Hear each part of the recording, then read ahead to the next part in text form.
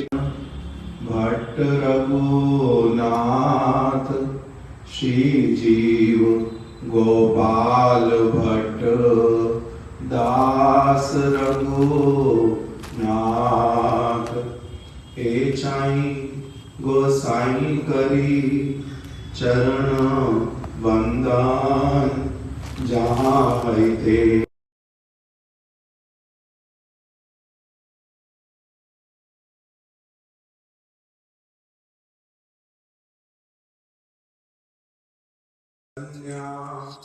मनोभीष्टं स्थापितं येन भूतले स्वयं रूपा कदा मह्यं ददाति स्वापदान्तिकम्। आददानं तृणं दन्तै इदं याचै पुनः पुनः श्रीमद् रूपो पदाम्भोजो दूरिस्यां जन्मनि जन्मनि। वैराग्ययुग भक्ति रसं प्रयत्नैर अपायन माम मनवीप्सु मंदं कृपां बुधिर्जा पर दुःख दुःखी सनातनं तं प्रभुमाश्रयामि।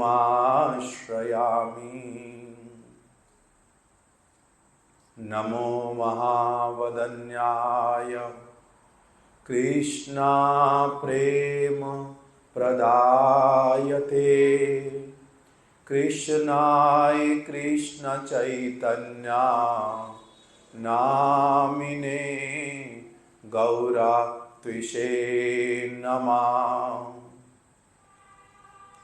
हे कृष्ण करुणा सिंधो दीनबंधो जगत्पते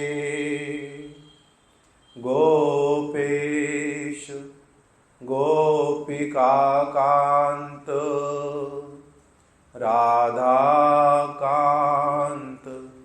नमस्तुते। तप्त कांचन गौरांगी राधे वृंदावनेश्वरी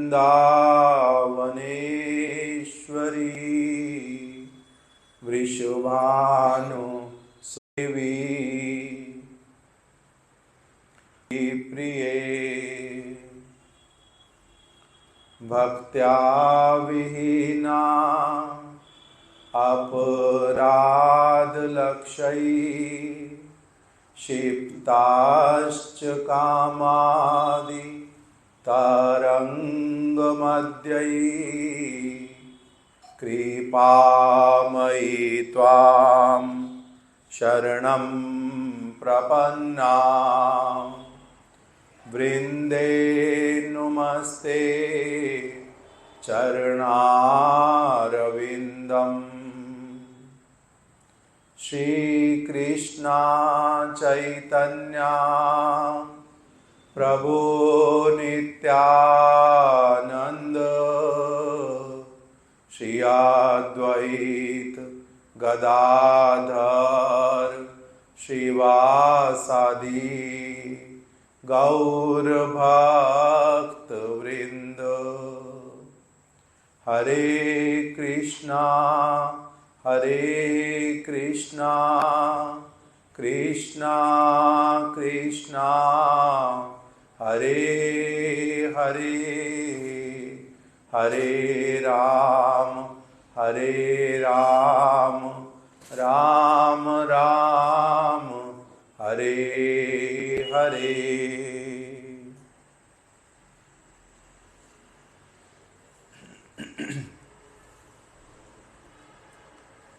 आज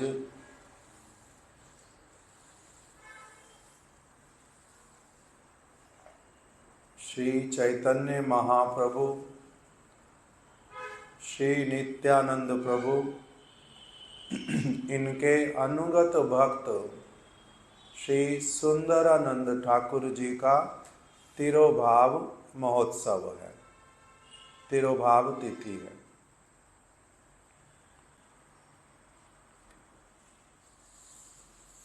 श्री चैतन्य महाप्रभु की लीला में उनके बहुत सारे भक्त लोग जो उनके साथ में श्री ब्रज की लीला में भी थे, जो ब्रज की लीला में भी थे। केशव प्रभु is giving translation. If you want to hear, directly go there maybe.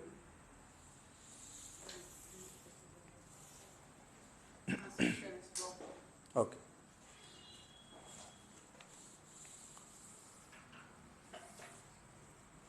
कल हम लोगों ने श्रवण किया था कि श्री चैतन्य महाप्रभु कौन है? स्वयं श्री कृष्ण है और श्रीमती राधा रानी के भाव को और अंग कांति को लेकर के इस जगत में प्रकटित हुए हैं। और श्रीला भक्ति विनोद ठाकुर जी ने बड़े सरल शब्दों में बतला दिया, श्री कृष्ण चैतन्य प्रभु जीवे दया करी, स्वापार्षद स्वीय धाम सहा अवतरी। श्री कृष्ण चैतन्य प्रभु जीवे दया करी, इस जगत के जीवों के ऊपर दया करने के लिए श्री कृष्ण चैतन्य महाप्रभु प्रकटित हुए। जीवे दया करी, स्वापार्षद स्वीय धाम, अपने पार्षदों को लेकर के ही प्रकटित हुए।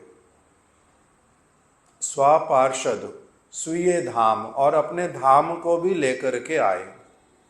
स्वापार्षद स्वीय धाम सहा अवतरी, उनके साथ ही अवतरित हुए। श्री कृष्ण कहाँ से अवतरित होते हैं? गोलोक वृंदावन से। और श्री चैतन्य महाप्रभु कहाँ से अवतरित होते हैं? श्री चैतन्य महाप्रभु कहाँ से अवतरित होते हैं? श्वेत द्वीप, जो गोलोक वृंदावन है, उसमें दो प्रकोष्ठ हैं, दो स्थान हैं। एक को क्या कहते हैं? श्वेत द्वीप, और एक को कहते हैं गोलोक वृंदावन।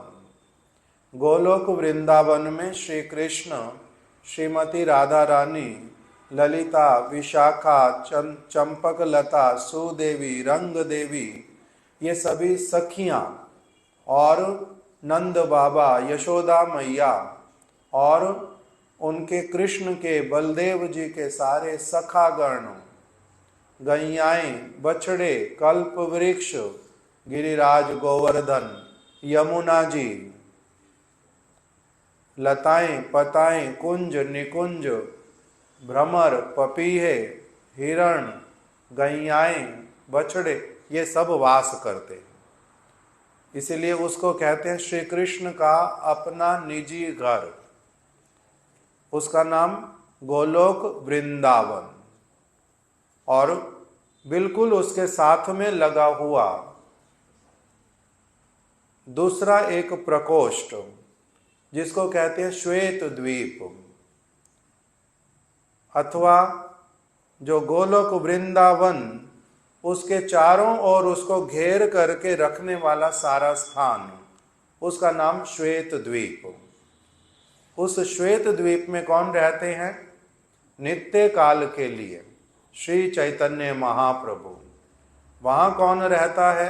शची माता, जगन्नाथ मिश्र, वहां पर नित्यानंद प्रभु, गदाधर पंडित, वहां पर श्रीवास पंडित, और जो उनके अद्वैताचार्य प्रभु, वहीं पर रूप गोस्वामी, सनातन गोस्वामी, स्वरूप दामोदर, राय रामानंद, ये जो सारे भक्तगण ये कहाँ निवास करते हैं? श्वेत द्वीप में। तो महाप्रभु का अपना स्थान श्वेत द्वीप और श्री कृष्ण का जो अपना स्थान उसका नाम गोलोक वृंदावन।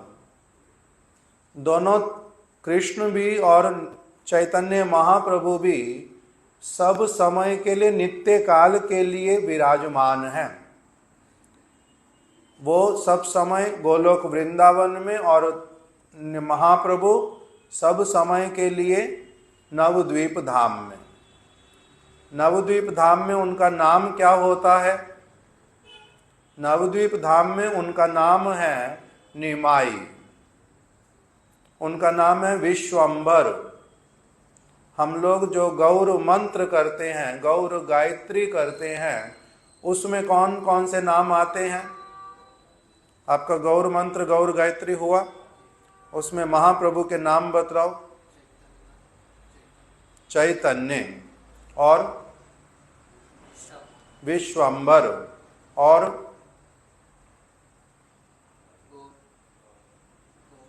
गौर गायत्री में आता है नाम तीनों। कौन कौन से नाम आते हैं?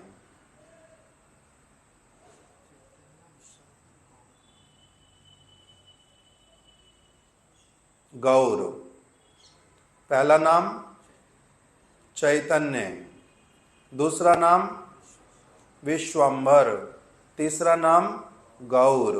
ये तीनों नाम कहाँ पर उनके रखे गए थे?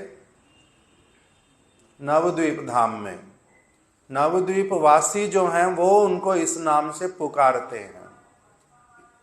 जो चैतन्य महाप्रभु है वो उनके सन्यास का नाम, वो उनके सन्यास का नाम।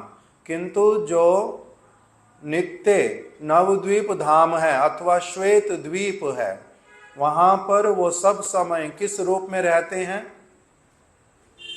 वहां पर रहते हैं जो नाम गौर गायत्री में आते हैं। वहां पर सन्यास वेश नहीं है, वहां पर चैतन्य महाप्रभु का मुंडन नहीं है, वहां पर सन्यास वाले वस्त्र नहीं है। वहां पर किस रूप में रहते हैं?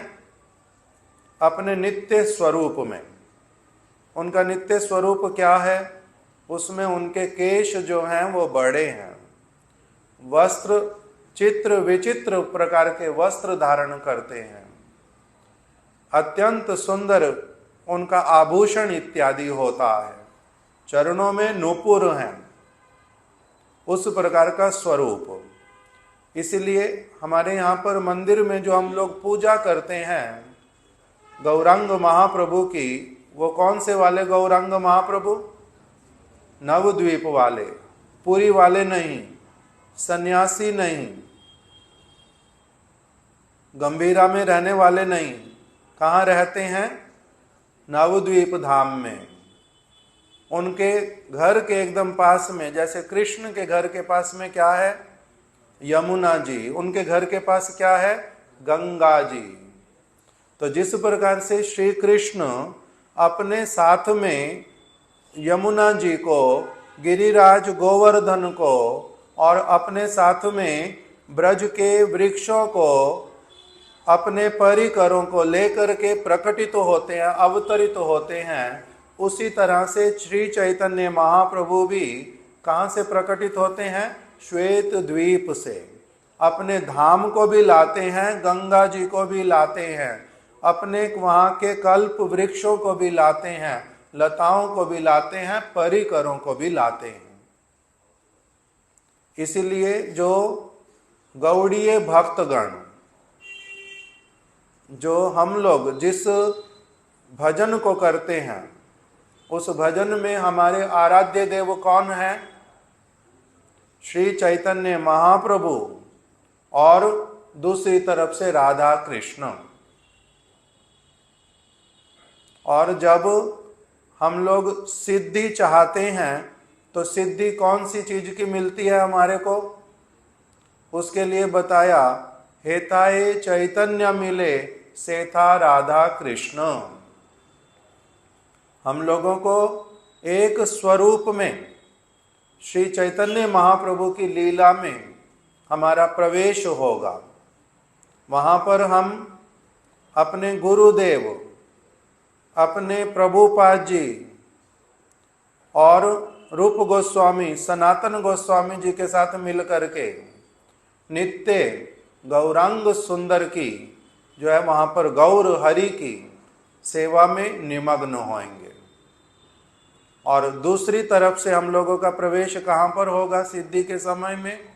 ब्रज में राधा रानी की और उनकी जो सखियों की, उनकी दासियां जो हैं, उनमें हमारे गुरुदेव का जो गुरु रूपा सखी और हमारे परम गुरुदेव विनोद मंजरी, हमारे शिला प्रभुपाद जी नयन मणि मंजरी, उनके साथ में गोपी के रूप में, उनकी सखी के रूप में वहां पर प्रवेश होगा। इस प्रकार से गौड़ीय वैष्णवों का जो भजन का सिद्धि है वो इस प्रकार का होता है। हेथाए चैतन्य मिले सेथा राधा कृष्ण। एक तरफ क्या मिलेंगे? श्री गौरांग सुंदर, गुरुदेव के कृपा से, गुरुदेव के चरण आश्रय में वहां पर गौरांग महाप्रभु की सेवा करने का सुयोग सुअवसर प्राप्त होगा। और दूसरी तरफ से राधा रानी की, उनकी सखियों, दासियों, मंजरियों के अनुगत्य में मंजरी वाले स्वरूप में वहां पर प्रवेश होगा। एक तरफ प्रवेश किस रूप में होगा? नवद्वीप वासी किसी बालक के रूप में, दूसरी तरफ से किसी गोपी के गर्भ से गोपी वाला शरीर प्राप्त होगा। इस प्रकार का सिद्धि का विचार बताया। तो उसी में इसीलिए कीर्तन में बताते हैं कि श्री कृष्ण चैतन्य प्रभु जीवे दया करी। जीवों के, इस जड़ जगत के जीवों के ऊपर, बद्ध जीवों के ऊपर कृपा करने के उद्देश्य से श्री चैतन्य महाप्रभु अपने परिकरों के साथ में और अपने धाम के साथ में वो अवतरित हुए। कौन कौन से परिकर? जैसे श्री कृष्ण अपने सब प्रकार के परिकरों के साथ में आते हैं, उसी तरह से श्री चैतन्य महाप्रभु भी अपने सब प्रकार के परिकरों के साथ आते हैं। सब प्रकार के परिकर मतलब माता पिता भी उसमें आते हैं, उनके परिकर, उनके मित्र बंधु बांधव जो सखा हैं वो भी उनके साथ में आते हैं, और उनकी जो नित्य शक्ति हैं विष्णु प्रिया देवी, लक्ष्मी प्रिया देवी, वो भी साथ में आते हैं। उनके जो गुरुजन हैं वो भी साथ में आते हैं। इस प्रकार से उनका धाम भी आता है। उनके धाम की समस्त वस्तुएं, समस्त प्राणी भी प्रकटित होते हैं। किस लिए प्रकटित होते हैं? अत्यंत दुर्लभ प्रेम करीवारे दान। यहाँ के व्यक्ति वहां पर पहुंच नहीं सकते अपने चेष्टा से, अपने बल से, किंतु वो कृपा करके उस जगह से यहाँ पर आ जाते हैं। और वहाँ का जो सबसे अधिक महत्वपूर्ण वस्तु है प्रेम, उस प्रेम को यहाँ पर जीवों को प्रदान करना प्रारंभ करते हैं। जीव कैसे प्रेम को लेगा, उसका पात्र कैसे बनेगा, उसके लिए भी उपाय निकालते हैं। उसको पहले वहाँ की वस्तु का महात्म्य बतलाते हैं, उसको अपने साथ में जोड़ते हैं, फिर उसको वहाँ वाली वस्तु कुछ कुछ योग्यता उसकी देख करके देना प्रारंभ करते हैं, और फिर उसको योग्य पूरी तरह से बनाते बनाते अपने साथ में लेकर के ही चले जाते हैं। इसलिए अत्यंत दुर्लभ प्रेम, वो वस्तु बहुत दुर्लभ होने का अर्थ क्या होता है? दुर्लभ मतलब है तो पड़ी, एग्जिस्ट तो करती है, किंतु सबको मिलती नहीं है। जो चीज, उसको कहते हैं दुर्लभ है पड़ी, वो बड़ी लाभकारी है, बड़ी महत्वपूर्ण है, बहुत सुंदर है, सत्य है, किंतु मिलती नहीं है। जैसे अभी क्या चीज दुर्लभ है इस जगत में? हम लोग भागवत में सुन लेते हैं कि एक ऐसी मणि है जो क्या करती है, कृष्ण को एक मणि मिली, राधा रानी को मिली, समंतक मणि। वो समंतक मणि बड़ी गुणशाली किंतु अभी क्या है, वो दुर्लभ है पड़ी, किंतु मिलती किसी को नहीं है। अभी चिंतामणि इस जगत में मिलती हैं, किंतु अभी दुर्लभ है, किसी के पास में भी नहीं है। इंग्लैंड की महारानी जो यहां से ले गई, वो क्या था? कोहिनूर। वो मिलता था, इतना मिलता था कि कुछ समय पहले ही जो अभी वो महारानी अपने मुकुट में लगाती हैं ऊपर, उसको यहाँ का राजा हरि सिंह अपनी जूती में लगाता था। जूती में जिसको लगाता था, इसका मतलब क्या होता है? उसके पास और उससे बड़ी अच्छी अच्छी मणियां थी, इसलिए वो इस जूती को सबसे सुंदर स्थान कहां पर दिया हुआ था? अपनी जूती के अंदर। तो मणि अब किंतु वो कैसी है मणि? अब वही जूती वाली एक मणि ही केवल बची है जगत में, जगत के लोगों की दृष्टि के सामने, और कोई मणि है ही नहीं वैसी वाली। इसलिए उसको भी अभी क्या कहते हैं? वो दुर्लभ है। तो दुर्लभ, अत्यंत दुर्लभ प्रेम, इस जगत की वस्तु, वो तो निर्जीव है तब भी, वही दुर्लभ है। तो जो सजीव वस्तु है, सजीव में भी जो सबसे श्रेष्ठ है, वो वाला जो सजीव वस्तु और उसका फिर जो गुण, यहां की जो मणि, कौन सी मणि बताई अभी आपने? कोहिनूर। कोहिनूर जो हीरा है वो मणि नहीं है, वो क्या हो गया? मुक्ता। वो पुल्लिंग है। कोहिनूर मणि होती है स्त्रीलिंग। तो उस कोहिनूर का एक गुण है। क्या गुण है? केवल दिखने में सुंदर है ऐसा नहीं, उसका गुण है। क्या गुण होता है? कोहिनूर का गुण तो मेरे को पता नहीं है, किंतु चिंतामणि का गुण होता है, स्पर्श मणि का गुण होता है। स्पर्श मणि का क्या गुण है? जो लोहे को स्पर्श करने से क्या बना देगी? सोना बना देगी। तो एक तो है मणि अपने आप में, और दूसरा जो है उसका क्या है? गुण है। मणि और मणि का गुण, उस मणि का गुण क्या है? लोहे को सोना बना देगी। तो इसी प्रकार से अत्यंत दुर्लभ प्रेम, ये जो प्रेम है ये क्या है? वस्तु है न वस्तु का गुण है, ये वस्तु का गुण है। कौन सी वस्तु का गुण है? गुण है प्रेम। वस्तु क्या है? महाप्रभु और महाप्रभु के परिकर गण, ये हैं वस्तु। उनके हृदय में जो प्रेम है वो क्या है? उनका गुण। स्पर्श मणि वस्तु है। स्पर्श मणि का जो गुण है, स्पर्श करके लोहे को सोना बना देगी, वो उसका गुण है। तो इसी प्रकार से महाप्रभु और महाप्रभु के परिकर गण वो ऐसी वाली वस्तु हैं जिनके भीतर में कौन सा गुण है? प्रेम प्रदान करने का। प्रेम उनके पास में पूरी तरह से उनमें एग्जिस्ट करता है।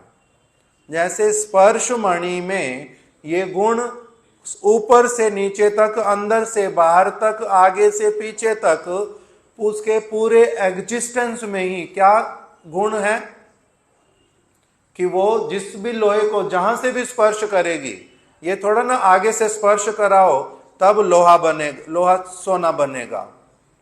ऊपर से कराओ स्पर्श, नीचे से कराओ, आगे से कराओ, पीछे से कराओ, उसका छोटा सा भाग कर दो, बिल्कुल एक स्पर्श मणि की 10 टुकड़े कर दो, 10 के 10 में ही वही गुण फिर रह जाता है। जितना छोटी से छोटी स्पर्श मणि क्यों ना हो, वो जिसको भी स्पर्श करेगी क्या बना देगी? सोना, लोहे को स्पर्श करने से। तो इसलिए वस्तु जो है वो क्या हो गई? महाप्रभु और महाप्रभु के परिकर। उनका गुण क्या है? उनका गुण है उनमें प्रेम है।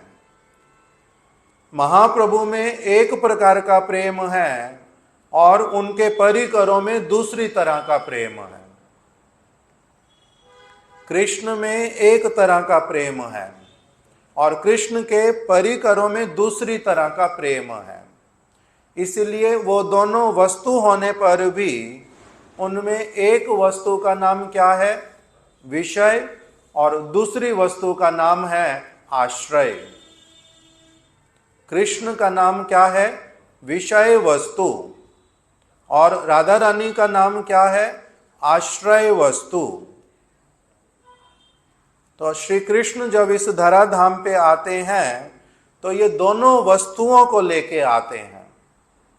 विषय वस्तु स्वयं भी आते हैं और आश्रय वस्तु अपने परिकरों को भी साथ में लेकर के आते हैं। और जब श्री चैतन्य महाप्रभु इस जगत में आए तो उन्होंने भी क्या किया? विषय वस्तु जो वो स्वयं हैं वो भी आए और जो आश्रय वस्तु उनके परिकर हैं वो भी आए, उनको भी लेकर के आते हैं। आश्रय वस्तु उनका धाम भी है, आश्रय वस्तु उनकी गंगा भी है, आश्रय वस्तु उनके नित्य धाम में रहने वाले वृक्ष, लता, पता, कोकिल, मयूर, ये सब भी हैं, वो भी सभी आश्रय। इसलिए इन सभी आश्रितों में क्या चीज है? एक विशेष प्रकार का प्रेम है। और जो विषय वस्तु है उनमें भी एक अलग विशेष प्रकार का प्रेम है।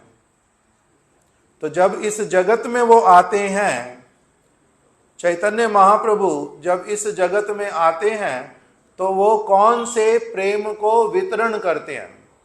अत्यंत दुर्लभ प्रेम करी बारे दान।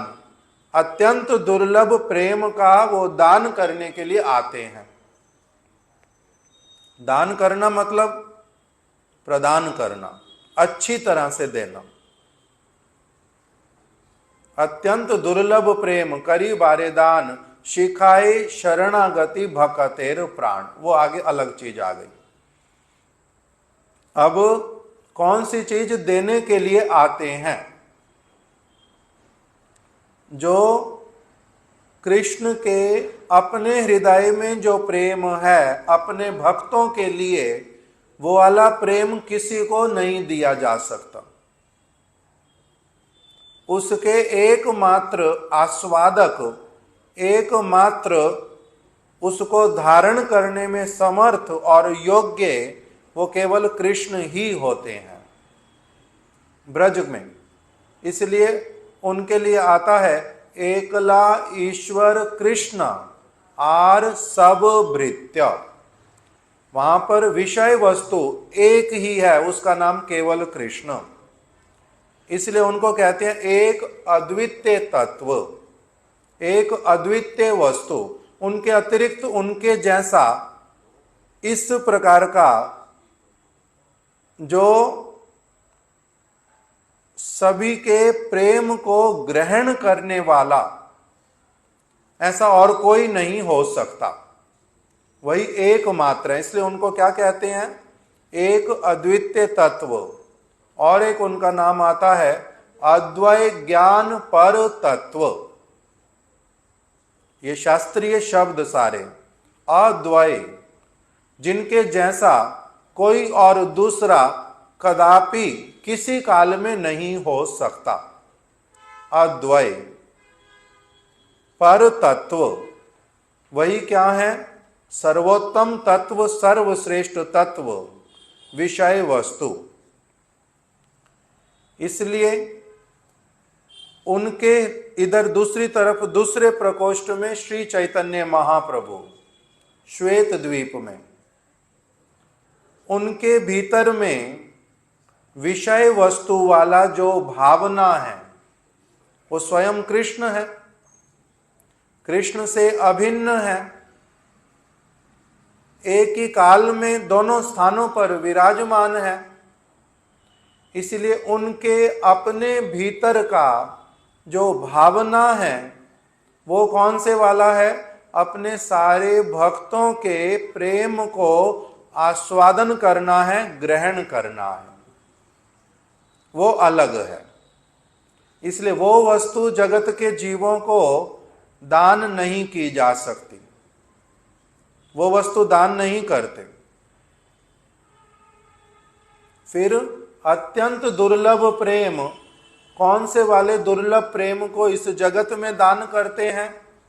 जो उनके परिकरों के हृदय में होता है।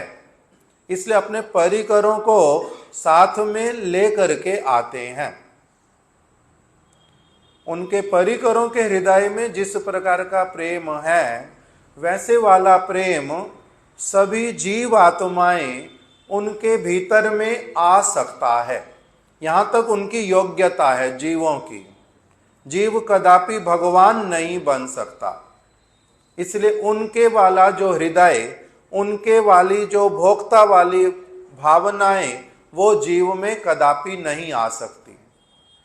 अगर जीव सोचता भी है कि मेरे में वो वस्तु आए, तब उल्टा वो भोगी बनता है, तब वो अधिक बद्ध बनता है, तब वो इस जगत में अधिक से अधिक जकड़ता जाता है। इसलिए वो वाली भावनाएं क्यों? क्योंकि वो भावनाएं कभी सिद्धि को प्राप्त नहीं कर सकती, वो उसके बीज में ही नहीं है इस प्रकार की योग्यता को स्वीकार करना, धारण करना। इसलिए महाप्रभु अपने परिकरों के साथ में आते हैं और उनके परिकरों के हृदय में जो भावनाएं हैं, उनके परिकरों के हृदय में जो प्रेम है, हम जीव आत्माएं उस प्रेम को प्राप्त कर सकते हैं।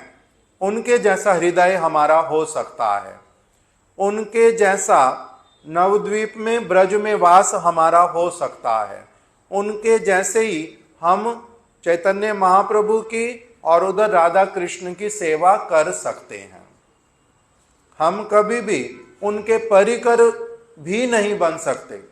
परिकर नहीं बन सकते मतलब हम कभी राधा रानी नहीं बन सकते। राधा रानी को कभी कोई रिप्लेस नहीं कर सकता। हम कभी ललिता, विशाखा, चित्रा, चंपक लता, सुदेवी, रंग देवी, तुंग विद्या, इंदुलेखा, हम ये नहीं बन सकते। वो वही हैं और वही रहेंगे, और हम जो हैं हम वही बनेंगे और वही रहेंगे। हमारा अपना नाम है पड़ा पहले से ही। हमारा अपना भगवान का एक विशेष प्रकार से सेवा करने वाला जो बीज में एक शक्ति भगवान ने पहले से दिया हुआ है, वही हमारा प्रकटित होता है। और कैसे प्रकटित होता है? वही महाप्रभु के परिकरों और इधर कृष्ण राधा रानी के परिकरों की जो उनकी नित्य सेवा अपने स्वरूप में जैसे वो स्थित रहते हैं, जैसे सेवा करते हैं, जैसे आनंदित रहते हैं, उसको पुनः पुनः ठीक ठीक रूप में श्रवण करते करते, क्योंकि वो कौन है, वो हमारे नित्य परिवार के जन हैं। हम एक एक्सीडेंट के कारण अपनी स्मृति शक्ति को भुला बैठे हैं और किसी दूसरे स्थान पर आ गए हैं। अभी वही लोग ही, मेरे परिवार के अपने सदस्य ही आ करके मेरे निकट में रह करके मेरे को पूरी तरह से स्वस्थ करके वहां पर मेरी स्मृति को पुनः जागृत करवा करके अपने साथ लेकर के जाना चाहते हैं। जैसे फिल्मों में देखते थे हम लोग यही चीज, कि किसी व्यक्ति का एक्सीडेंट हो गया, बरसात में कार चला के जा रहा है, बहुत तेज बरसात है, रास्ता पहाड़ी है, बीच में नदियां पड़ रही हैं और उसका दिमाग जो है वो किसी कारणवश परेशान है, बड़ी तेज स्पीड में कार चला रहा है, इसलिए कार जो है उसका एक जगह आकर के एक्सीडेंट हो गया। किसी पुल के ऊपर एक्सीडेंट हुआ, नदी नीचे थी, कार एकदम से गिर करके नदी में चली गई। वो उसमें बहते बहते एकदम से किसी जगह जाकर के वैसे तो बेहोश हो गया, जगह जगह से लहूलुहान हो गया, बहते बहते किसी एक किनारे पर जाकर के लगा, पत्थरों से टकराया बीच बीच में। वहीं पर ही किसी गांव वालों ने आकर के उसको देखा, निकाल लिया और अपने घर पर लेके चले गए। अब उसकी देखभाल करनी शुरू की, ठीक उसको थोड़ा करना शुरू किया। जब उससे पूछा तुम्हारा नाम क्या है, मेरे को पता नहीं है। तुम्हें पता है तुम नदी में गिर गए थे, मुझे पता नहीं है। तुम्हारे को चोट लगी थी, पता है, नहीं पता। तुम्हारे माता पिता कहाँ है, पता ही नहीं, कुछ भी स्मरण नहीं है। तब क्या करें? तब वो वहीं के लोग अपने आप ही इसको अपना रखना शुरू कर दिया, अपने पास में खिलाना शुरू कर दिया, अपने जैसे काम करवाने शुरू कर दिए। उस प्रकार से इसका जीवन अलग होता गया। अब इसके घर वाले ढूंढते ढूंढते इसके पास में किसी समय पहुंच गए। अब उसको वहां के लोग भी उसको प्यार करने लग गए जहां नई जगह पहुंचा है, और वो समझते हैं ये हमारा है, ये भी कहता है ये हमारे हैं। उनके दुख सुख में, उनकी भावनाओं में ये बंध गया। दूसरे वाले कहते हैं ये हमारा अपना व्यक्ति है। इस प्रकार की स्थिति में उसको क्या कराते हैं? उसको पुनः पुनः स्मरण कराते हैं। तुम कहाँ के रहने वाले थे, याद करो अच्छी तरह से। उसको अपने गांव ले जाते हैं, उसको यहाँ वाले लोग यहाँ खींचते हैं, या फिर इसका मन करता नहीं मैं तो यहीं रहूंगा, मेरे को तो यही पता है। उन्होंने कोई नया नाम भी दे दिया था, नया घर भी बना दिया था, रिश्ते भी बना लिए थे, तो ये स्वीकार क्या करता है, मेरा ये वाला सारा कुछ है।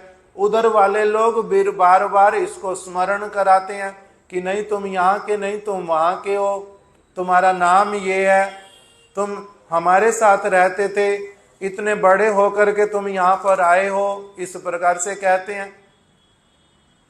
तो वो सब अलग जैसे इस जगत का है, उसी प्रकार से महाप्रभु अपने परिकरों के साथ में आकर के उनसे अलग हो गए हैं। जो जीव जिनका नित्य वास स्थान उनके तरफ है, ये वाले उदाहरण जो हमने सुने, ये पूरी तरह से ठीक ठीक वहां पर लागू नहीं होते नित्य लोक में, किंतु क्योंकि हम वहां पर भी कभी नहीं थे, हम श्वेत द्वीप में कभी नहीं थे, हम पहले कभी भी गोलोक वृंदावन में नहीं थे, वहां से इस जगत में कभी कोई नहीं आ सकता, वहां पर एक्सीडेंट नहीं हो सकता ऐसे वाला जिससे स्मृति शक्ति चली जाए।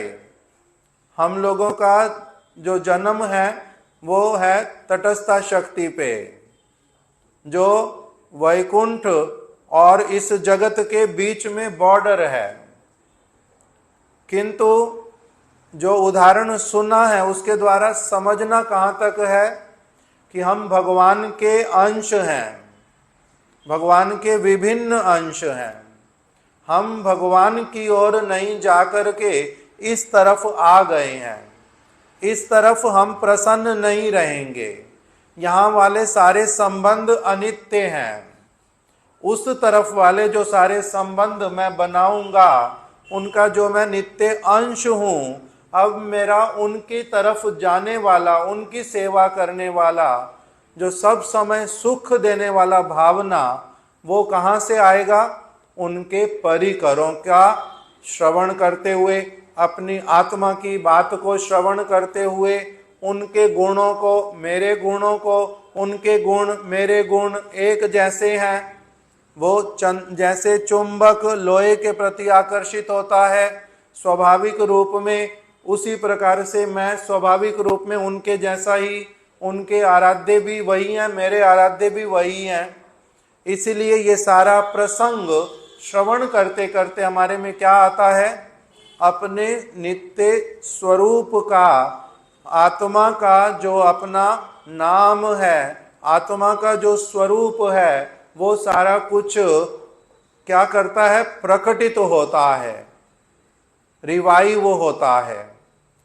इसी को क्या, इसी से क्या कहते हैं? अत्यंत दुर्लभ प्रेम। वो जो आत्मा का हृदय में जो प्रेम है अपने आराध्य वस्तु के प्रति, वो अत्यंत दुर्लभ है। वही वस्तु वो मेरी जागृत करवाने के लिए आते हैं। देने का मतलब वहां पर है जागृत करवाना। अत्यंत दुर्लभ प्रेम करी बारे दान, प्रेम दान करने के लिए आते हैं। मतलब प्रेम को मेरे हृदय में ही जो पहले से प्रेम है, डॉर्मेंट स्टेट में है, वो अभी बीज के रूप में पड़ा हुआ है, उसको अभी मिट्टी में नहीं डाला गया, अंकुरित नहीं किया गया, उसका लता अथवा उसमें से पौधा नहीं निकला। उस वाले बीज को जो मेरे हृदय में गठन के समय में भगवान ने दिया था, उसी को परिकर लोग क्या करते हैं? उसी को जागृत करवाने के लिए, उसी को अंकुरित करवाने के लिए वो मेरे को अपना संग, अपना प्रेम, अपनी कृपा, अपना स्नेह, ये सारा कुछ प्रदान करते हैं। और जगत की वस्तुओं से अलग रख करके इस वस्तु के ऊपर काम करने के लिए मेरे को क्या करते हैं? अत्यधिक प्रेरित करते हैं, अत्यधिक प्रेरित करते हैं। इसलिए वो जो वस्तु देंगे, उनका दान क्या है? वो देने के लिए क्या आते हैं? अपना संग, अपना प्रोटेक्शन, अपना स्नेह, और उनका जो, उनको जो विशुद्ध ज्ञान है। जैसे बताया, जिस व्यक्ति का एक्सीडेंट हुआ उसके घर वाले लोग आ गए, गांव वाले लोग आ गए, उन्होंने इसको बताना प्रारंभ किया, तुम कौन हो? उसकी स्मृति शक्ति को जागृत कराने आए हैं। तो इसी प्रकार से हमारे को हमारे गुरुदेव और महाप्रभु के भक्त लोग हमारे को, हमारे में कोई नया प्रेम नहीं उत्पन्न करवाते, नहीं कोई चीज अपने में से दान नहीं करते। जो वो करते हैं वो क्या है? जैसे एक अध्यापक एक बच्चे को विद्या दान करता है। विद्या दान करता है का मतलब क्या होता है? उसकी अपनी विद्या में से कुछ टुकड़ा निकाल करके विद्यार्थियों को देता है। वहां पर अपनी विद्या में से कुछ टुकड़े काट करके अलग अलग छात्रों में बांट तो नहीं देता ना। तो उनको विद्या देने का मतलब क्या होता है? उन बच्चों में ही विद्या को ग्रहण करने की शक्ति है। उनमें वो अध्यापक अपने संग से, अपनी मुख से 1 2 3 4 काखा गाघा उनको सिखा करके उनके भीतर में ही जो इस वस्तु को पकड़ने की, समझने की, याद करने की क्षमता है, उसको वो क्या करता है, डेवलप करवाता है। उसको बड़ा होते होते उसको अपनी तरह पूरा ज्ञानी बना देता है। इसी का नाम क्या है, विद्या दान करना। इसी प्रकार से भक्त लोग महाप्रभु के साथ में आते हैं और वो दूसरे जीवों के हृदय में प्रेम उत्पन्न करवाते हैं। तो प्रेम उत्पन्न करवाने का अर्थ क्या है कि उसी व्यक्ति को प्रेम की पहली जो पंक्ति आदौ श्रद्धा वो पढ़ाना शुरू करते हैं। उसके बाद में उसको पढ़ाना प्रारंभ करते हैं, तुम जीवात्मा हो, तुम शरीर नहीं हो, तुम भौतिक जगत की वस्तु नहीं हो, तुम चिद जगत की वस्तु हो, तुम चेतन हो। ये जड़, ये जगत जो है ये जड़ है और तुम्हारा इस यहाँ पर रहने पर सब समय सुख और दुख है, वृद्धावस्था है, कभी चिंताएं हैं, कभी तुम्हारी मृत्यु है, कभी तुम्हारा पुनः जन्म है। किंतु तुम इससे अलग वस्तु हो, तुम आत्मा हो, तुम्हारा जन्म और मृत्यु नहीं होता, उसको आग नहीं जलाती, उसको पानी नहीं भिगोता। इसीलिए तुम्हारा जो तुम जो हो उसका खाना पीना, उसका डिमांड, उसका सारा कुछ अलग है। तुम्हारे शरीर का डिमांड अलग है, खाना पीना अलग है, इसके वस्त्र अलग हैं। उन सारी वस्तुओं में फिर वो जो आत्मा है कहाँ रहती है, यहाँ पर क्यों आती है, यहाँ से कैसे छूट सकती है, वहाँ जाने का मार्ग क्या है। यहाँ पर अभी रहते हुए मैं बनना चाहता हूँ पूरा ज्ञानी, पीएचडी करना चाहता हूँ, पहली कक्षा से प्रारंभ करो। कैसे कर सकते हैं वो सारा बतलाना उसको प्रारंभ करते हैं। एक कक्षा से दूसरी, दूसरी से तीसरी में उसको आगे ले करके जाते हैं। तो इस प्रकार से जैसे विद्या दान की जाती है, इसी प्रकार से गुरु पाद पद्म मेरे को अपने संग के प्रभाव से क्या करते हैं, मेरी हृदय के भीतर में पढ़ाई मैं कर सकता था तभी मैंने अध्यापक मेरी सहायता कर पाया।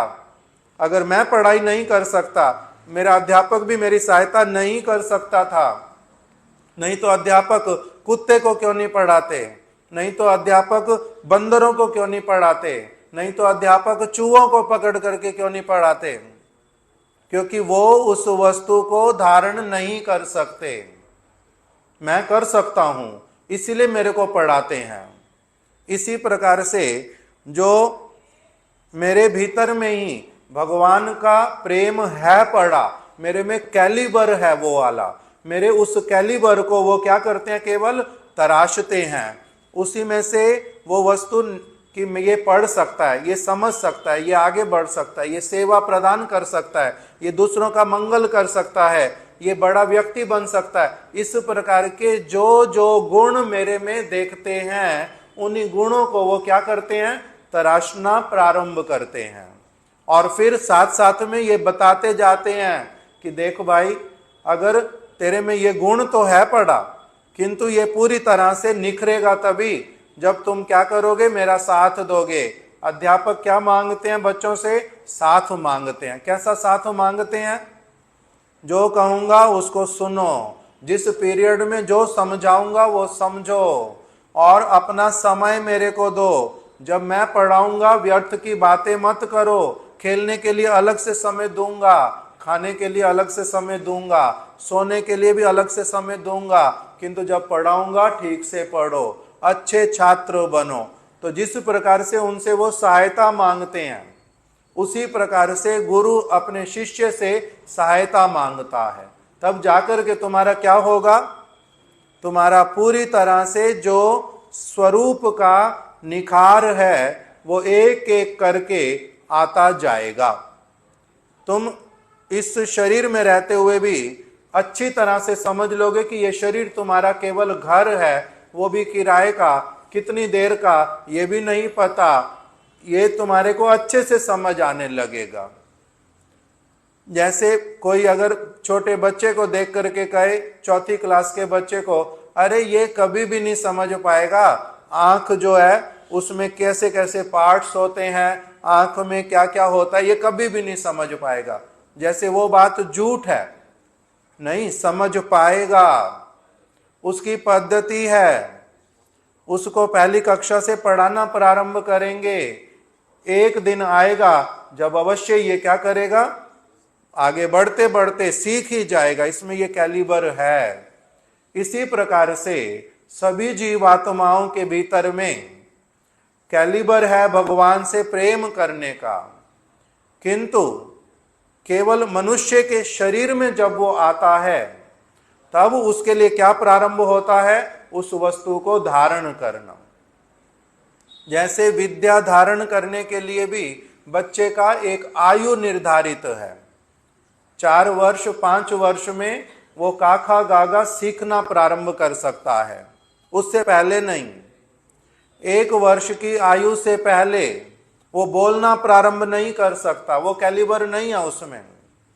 उसी प्रकार से जैसे सारा बच्चे का है, विद्यार्थी का है, उसी प्रकार से सभी जीवात्माओं का। इसीलिए कुत्ते वाला शरीर, बिल्ली वाला शरीर, प्रतीक्षा करनी पड़ती है अध्यापक को भी और बच्चे को भी कि मैं जब 1 साल का होऊंगा तब मैं ये कर पाऊंगा, जब मैं 6 साल का होऊंगा तब मैं ये कर पाऊंगा, जब मैं 20 साल का होऊंगा तब मैं ये कर पाऊंगा। इसी प्रकार से और शरीरों में रहने वाली जीवात्माओं को प्रतीक्षा करनी पड़ती है, अध्यापक को भी प्रतीक्षा करनी पड़ती है कि अभी इसको नहीं पढ़ाया जा सकता, उसको भी पता है मैं अभी नहीं पढ़ सकता।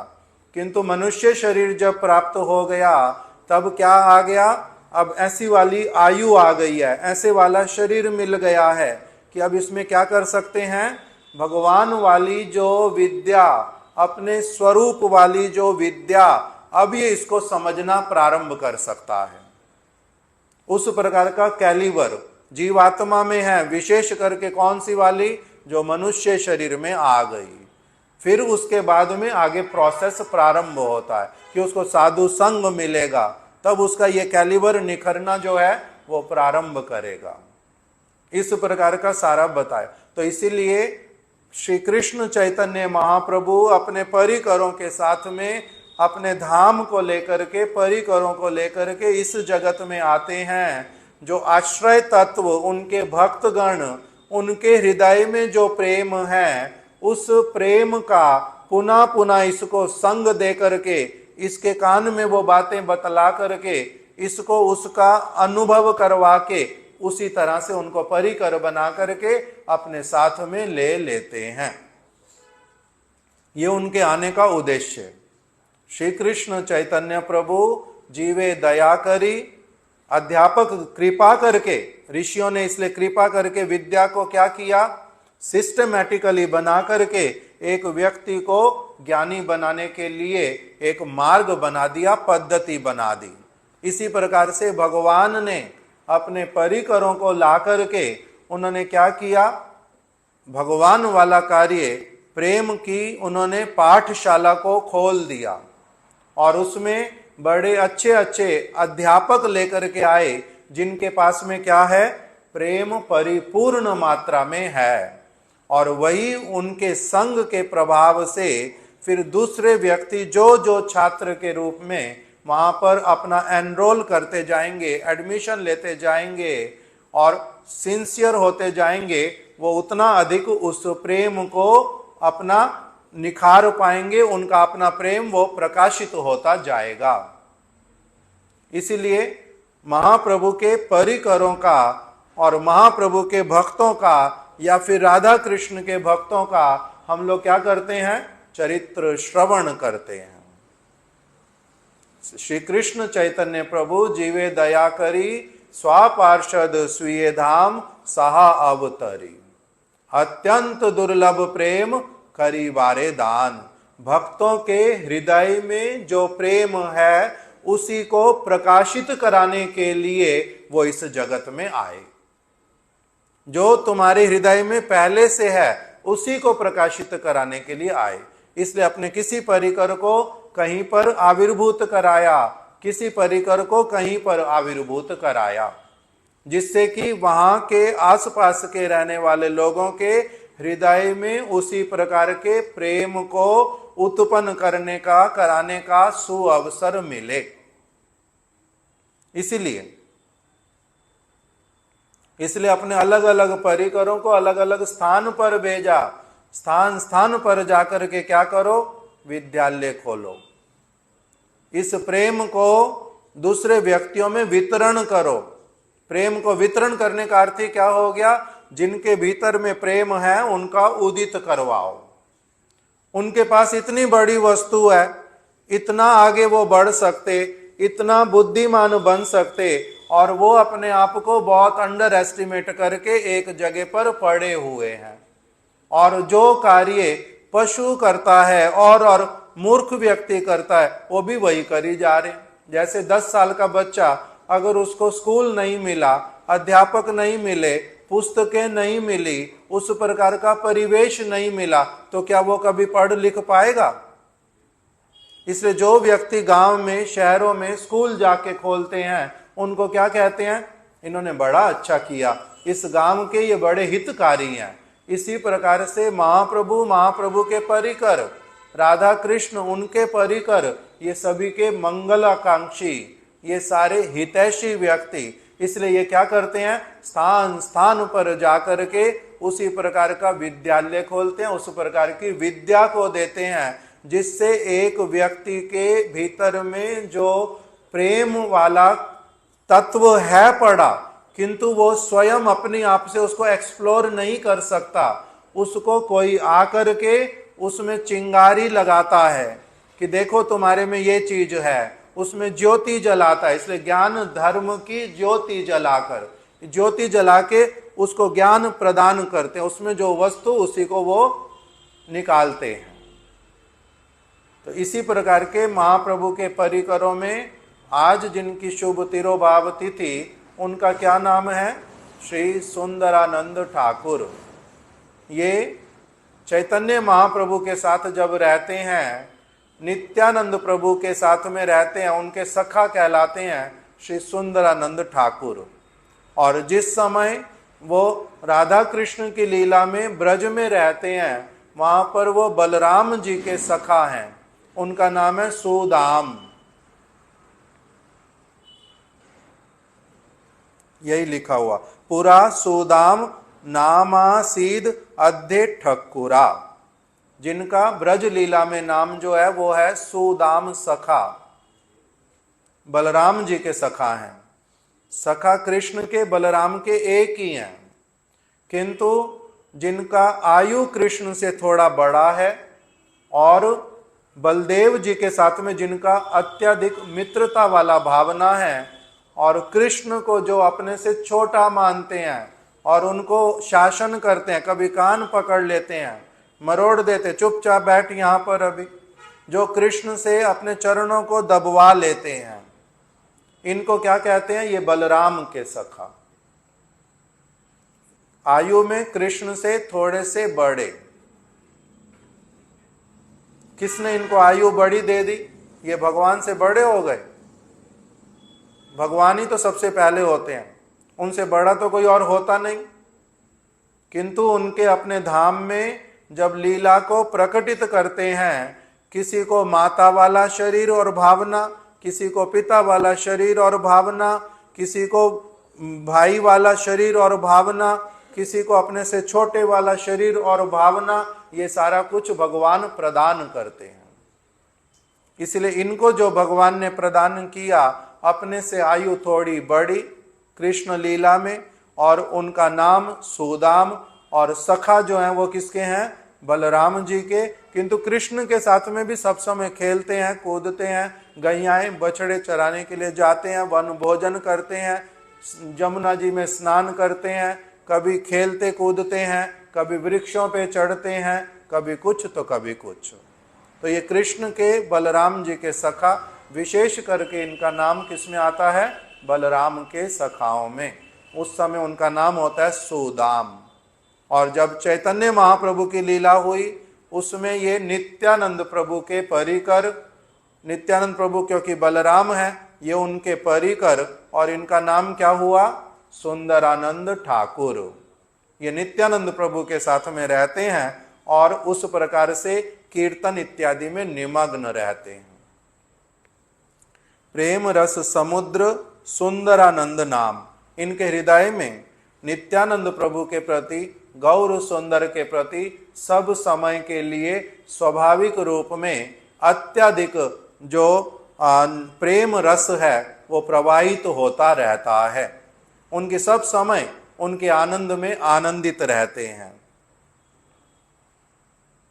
जार संगे नित्यानंद करे ब्रज नर्म, ब्रज के सखाओं के साथ जैसे बलराम जी रहते थे, उसी तरह से नित्यानंद प्रभु भी इनके साथ में बहुत प्रकार का हास परिहास करते हैं। कभी ये लेटे हुए होते हैं तो इनके पेट के ऊपर जा करके एकदम से बैठ जाते हैं, और कभी कभी ये कुछ कर रहे होते हैं, पीछे से जा करके इनको बड़ी तेज धक्का देते हैं और ये आगे चले जाते हैं। उस प्रकार से इनकी लीलाओं का वर्णन किया। सुंदरानंद ठाकुर वंदिबो बड़ो आशे, फूटाल कदम्ब फूल जम्बरीर गाछे। एक वैष्णव वंदना है, उसमें लिख करके रखा कि ये सुंदरानंद ठाकुर जो हैं, इनकी कैसी महिमा है। जब ये भगवान की, राधा कृष्ण के विग्रहों की सेवा करते हैं, इनके ठाकुर जी दो थे, दो ठाकुर जी, उनका एक का नाम लिखा रखा इन्होंने श्री राधा वल्लभ और एक का नाम रखा श्री राधा रमण। दो राधा कृष्ण के विग्रहों की सेवा करते थे और उनकी सेवा के लिए इनको एक दिन समय नहीं था और इनकी इच्छा थी कदम्ब के फूल जो है वो लेने के लिए जाने हैं और कदम्ब के फूल ला करके उनके चरणों में निवेदन करूंगा, किंतु कदम्ब का वृक्ष थोड़ा दूरी पर था, इसलिए इन्होंने भावमय मुद्रा में अपने घर के एकदम निकट में, ये रहते थे जशोहर जिले में, अभी जो बांग्लादेश में, वहां पर इनका जन्म हुआ था, और वहीं पर ही अपने घर में इन्होंने जब वो भगवान के विग्रहों की सेवा के लिए कदम्ब के फूल को लाने की इच्छा की, तो इनको ऐसे मदमस्त थे किसी भावना में कि ये अपने घर के बाहर गए। वहां पर एक नींबू का पेड़ था, उस नींबू के पेड़ को बोलते हैं जाम्बीर, विशेष रूप का विशेष नींबू का पेड़ जिसमें बहुत सुगंधी आती है। तो वहां नींबू के पेड़ से अपना कदम्ब तोड़ने लगे। इनको क्या मन में आया, ये कौन सा पेड़ है? कदम्ब का, और था किस चीज का? जंबीर नामक नींबू का पेड़ था। और ये अपना तोड़ तोड़ करके अपनी टोकरी में रखते जा रहे, फूल लेने जाते थे टोकरी में, तो टोकरी तो उठा ली थी अभ्यासवश घर से भी निकल पड़े थे, और मन में भी यही है कि मेरे को क्या लाना है? कदम्ब के फूल लाने हैं। कौन से वृक्ष को पकड़ लिया? नींबू के वृक्ष को। नींबू तोड़ तोड़ करके टोकरी में रखते जा रहे हैं, और वही सारे नींबू और वही सारा पेड़ ही अपने आप से क्या बन गया? कदम्ब का पेड़ बन गया। इसलिए बताया कि चैतन्य महाप्रभु के ये सुंदरानंद ठाकुर नामक एक परिकर, इनका कैसा प्रभाव है। सुंदरानंद ठाकुर वंदिबो बड़ो आशे, ऐसे सुंदरानंद ठाकुर के चरण कमलों की मैं बड़ी आशा के साथ में, अर्थात मेरा भी जो इस प्रकार का जिस भी वृक्ष को हाथ लगाऊंगा वो वही बन जाएगा जो मैं चाहूंगा राधा कृष्ण की सेवा करने के लिए, अर्थात कल्प वृक्ष। वृक्ष किसके लिए कल्प वृक्ष बनते हैं? महाप्रभु राधा कृष्ण के परिकरों के लिए, इसलिए उनको कल्प वृक्ष कहते हैं। ब्रज में जिस समय जो पुष्प उनका लेने का इच्छा, वही निकट में ही वृक्ष जो है वही चीज ही वो देने लग जाता है, और उनको क्या लगता है? ये वही वाला वृक्ष है, ये वही पुष्प का वो पौधा है, ये इस फल का वृक्ष है, वो वही बन जाता है। क्यों? क्योंकि वहां पर इस प्रकार के जगत जैसी सारी चीज नहीं करनी पड़ती। तो इसलिए इनका कह रहे हैं सुंदरानंद ठाकुर वंदिबो बड़ो आशे, फूटालो कदम्ब फूल जम्बरीर गाछे। इनके लिए वही जम्बरीर का जो वृक्ष था, नींबू का वृक्ष, वही अपने आप से क्या बन गया? कदम्ब का वृक्ष बन गया और कदम्ब के वृक्ष से कदम्ब के फूल लेकर के इन्होंने राधा कृष्ण की सेवा कर दी। इन्होंने नित्य धाम का दर्शन और नित्य धाम का प्राकट्य कि वहां के वृक्ष, कल्प वृक्ष, वहां के भक्त लोग जो है अलग प्रकार की भावना में रहते हैं और वहां पर इसी प्रकार का समस्त सेवा चलता है। हमारा कब सौभाग्य हो उस धाम में प्रवेश करने का और इस प्रकार की सेवा वाली भावना का, यही सारा कुछ इनके चरित्रों में आता है। इस प्रकार के ये पतित पावन श्री सुंदरानंद ठाकुर महाप्रभु के परिकर, आज उनकी शुभ तिरोभाव तिथि है। किसी किसी कैलेंडर में, वैष्णव कैलेंडर में ही कल पूर्णिमा के दिन भी इनकी तिथि लिखी हुई थी, किंतु थोड़ा थोड़ा अंतर होने पर भी जब भी इनकी तिथि हो हम इनके श्री चरण कमलों में यही पुष्पांजलि प्रदान करते हैं कि हमारा भी श्री गौरांग महाप्रभु नित्यानंद प्रभु के साथ में जो हमारा नित्य संबंध है वो क्रमशः प्रकटित होए सुंदर रूप में, यही उनसे प्रार्थना है। वांछा कल्प तरुभ्यश्च कृपा सिंधुभ्य एव च पतितानां पावनेभ्यो वैष्णवेभ्यो नमो नमः। श्री सुंदरानंद ठाकुर की जय। ये त्यागी व्यक्ति थे महाप्रभु के परिकरों में, इन्होंने विवाह इत्यादि नहीं किया था। चलो।